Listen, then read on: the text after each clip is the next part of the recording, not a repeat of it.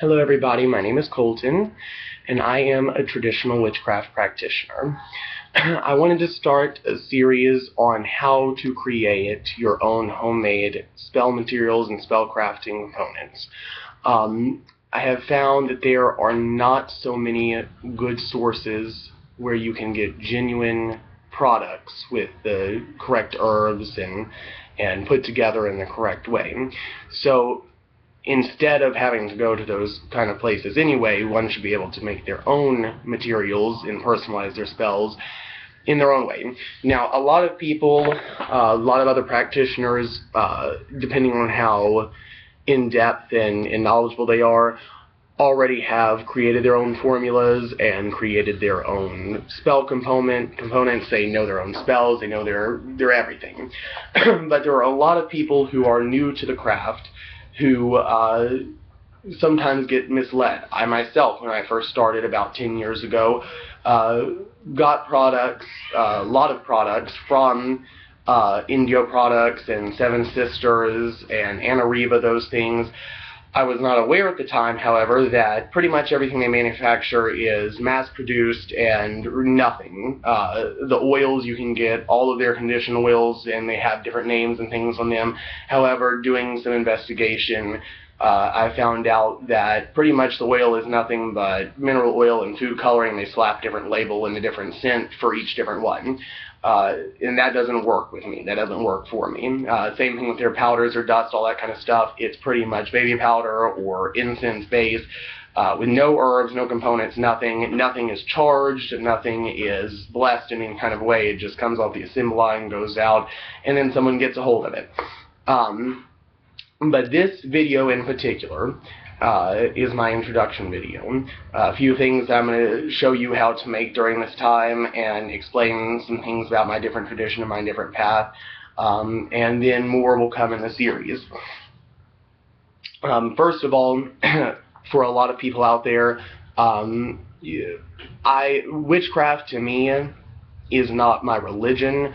It is a religious-based affiliate, I guess you could say, and a lot of people do actually consider witchcraft to be their religion. There are some distinctions that need to be made, though. I myself am not a Wiccan. I have nothing against Wiccans, and Wiccans can be very good witches and very genuine witches.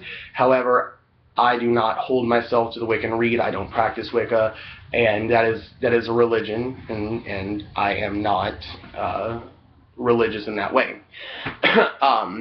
I practice traditional witchcraft, which means traditional witchcraft can be a religion, and for some other people it cannot be. Traditional witchcraft is when you practice witchcraft, the old style witchcraft, with really there are no hard and fast rules. We take from all different magical traditions all over the world. If you look pretty much anywhere in the world at any point in history, there's always been some form of superstition, magic, some type of ritual, some kind of thing. And traditional witchcraft goes back to the roots, the beginning. Wicca was, created in the 60s and 70s. Gerald Gardner was really the first person, the proponent of Wicca as we know it today. And has continued since then, and there were witches who came before him, that he took from, but that is not my religion, and that is not what I practice. So a lot of people confuse, a lot of people who are ignorant of any type of witchcraft or magic, the second you say you're a witch, they say you're a Wiccan. That's where I like to make the distinction. And just because I, a traditional witch, practice a certain way does not mean all other traditional witches practice this way either. My personal view on magic and witchcraft in general is no one can tell you you are doing this wrong, and nobody can tell you that you have something wrong in your mind or that you thought something in the wrong way. Witchcraft and magic is what you make of it, and that is how it should be. Now, personally, my actual religion is Gaudiya Vaishnava Hinduism. That is why, if you notice, I am wearing this on my forehead. This is called tilak, and tilak is in the best way or the easiest way to put it, it's an outward sign. It is a sacred dust from Vrindavan, India, where we believe Lord Krishna incarnated, and where he walked. And by wearing it, we protect ourselves. It symbolizes that we are a follower of Krishna, and in this particular sect of Gaudiya Vaishnavism. And that's, in Hinduism, you have many different sects, just like in Christianity, you might have Catholic, Methodist, Baptist, all of these different type of things. In Hinduism, there are many, many different sects that worship in many different ways.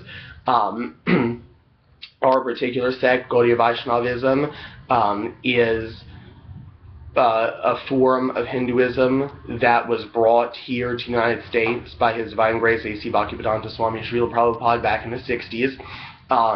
It's better known as the Hare Krishna movement. George Harrison was a big proponent of this. Today, Russell Brand, quite a few other celebrities have gone to temples, done things such as that. Steve Jobs used to go eat at the temples. We're really well known for going into the airports and distributing books, literature, things like that. Some people call it a cult. I say that pretty much, every religion in its own way is a cult. You have fanatics and you have those who are not. But that is my personal religion. One thing is that I do smoke.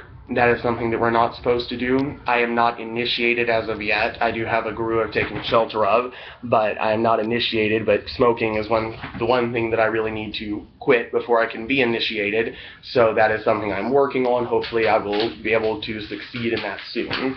Our 4 regulative principles, very easy to follow, are that we're strict vegetarians, don't eat fish or eggs. We also believe in no gambling, no intoxication, which includes cigarettes, things such as that, and no illicit sex, which means basically don't jump from bed to bed. Have a maintained stable partner.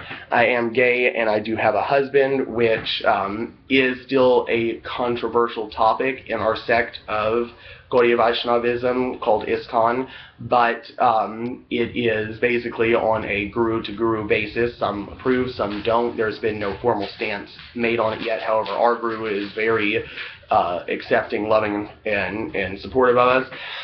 So, and there are lots of other gurus in the society that are accepting and loving and supporting of homosexuals. So that's a little bit about myself. Now, what I will be showing in this series, how to make, are various dusts, oils, waters, things like that, in different spellcrafting components, which you can use in whatever way you see fit and necessary. Another thing about my own form of witchcraft is that I do practice both what people would call light and dark magic. I don't believe there's a distinction between light and dark magic, but yes, I do curse people at times or jinx them, do different things such as that. There's varying degrees to it. I don't believe in the law of 3, comes back to you and all that kind of stuff. I believe that if you expect something to come back to you, it will. If you don't, then it won't. So in my form, I should say, pretty much you don't worry about it. You do what you have to do. My personal rule is that I will not curse somebody unless I have exhausted any other means of trying to maintain or handle the situation, and then I formally have to make some type of announcement to them that I'm going to curse them. I will tell them, look, you need to back off. I'm a witch. This is what I practice. If you don't, then I will have to do something to you. This is your last chance. All I'm asking you is to stop. If they don't, then I go ahead and do it. But anyway, so what I will be showing you are some simple, basic, good formulas of different things, and how to make them for yourself and how best to utilize them. I myself have a personal library of about 500 books dedicated solely to witchcraft in different forms and traditions.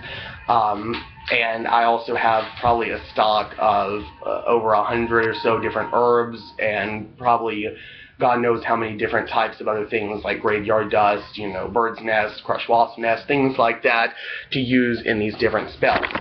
You can always find substitutes. If you ever need help on substitutes, I can help you, or you can look yourself. But right now I just wanted to show you a couple of things that I have home spellcrafted and what we will be doing in this time. First of all, one thing is that one of my favorite books that anybody should invest in if you need a good spell book, this book right here, the Encyclopedia of 5,000 Spells by Miss Judica Isles, is probably the best book that you're ever going to have. It's the only one that you will ever really need. It's got everything that you could possibly need in it. Of course, you know, the further you go, you might want other resources, but honestly, this is the one book that I always go to, and I can always find something in it to help me in my situations. Another one of my personal favorite books is The Horn of Ebonwood, just a really good book on traditional witchcraft and different things in our philosophy. Also, a lot of what I do and a lot of what I work in is hoodoo and root work.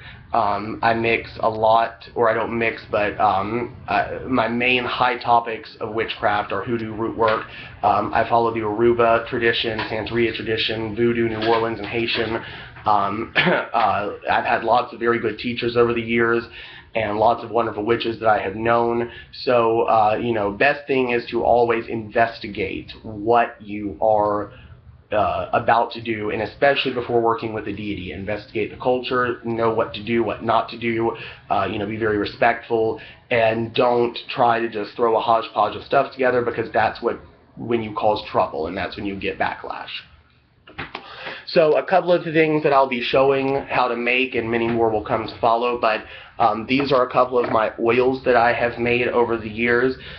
This one's a really good kind of destruction oil, whether that's good for positive or negative work, destroying, you know, a person or a thing, or whether destroying negativity. This is just really good to get that crap going. This is my orchid oil. I use it for psychic awareness, to bring love and compassion, things, good stuff like that. This is my essence of bend over oil. Very good formula used for commanding and compelling spells, and as the name suggests, at times can be used very good for sexual things, especially kind of dominating a sexual partner, or if you want some of that, but its basis is really just very strong commanding and compelling formula. Some of the different dusts that I make. This is hot foot powder. This is to banish somebody without doing any kind of harm to them. This is to remove somebody from your life, like if you have a bad neighbor or somebody that you just want gone. Hot foot powder will do the trick. This is Goofer's dust. This is a very old style New Orleans hoodoo kind of dust that causes death to the person that you place it on. It can be used for other things, but 99 times out of 100 it's going to be used for a malicious kind of purpose, and it is definitely one of the more dark powders that I craft and should not be used lightly. Some of the waters that I make. This is my Marie Laveau water, and one of the reasons I'm doing this as well is because I'm run low on a lot of my stocks, and I thought might as well show other people to make it while I can. This is very good for blessing things, cleansing an area, cleansing aura or chakras, things like that, and getting rid of the evil eye. Just a really good blessing and purity kind of formula. This is also peace water, my own peace water that I make. This is to restore peace or balance to a home. Also in occult wars, especially in hoodoo, someone would normally use war water to attack a person or put a curse on their home. And in that case, one would use this peace water to negate that and remove that kind of stuff from their home. So these are just a few of the things I'll be showing you how to do in the next couple of videos, and I hope I can be as informative and helpful as I can. So thank you all very much, and Hare Krishna. If you have any questions, please let me know.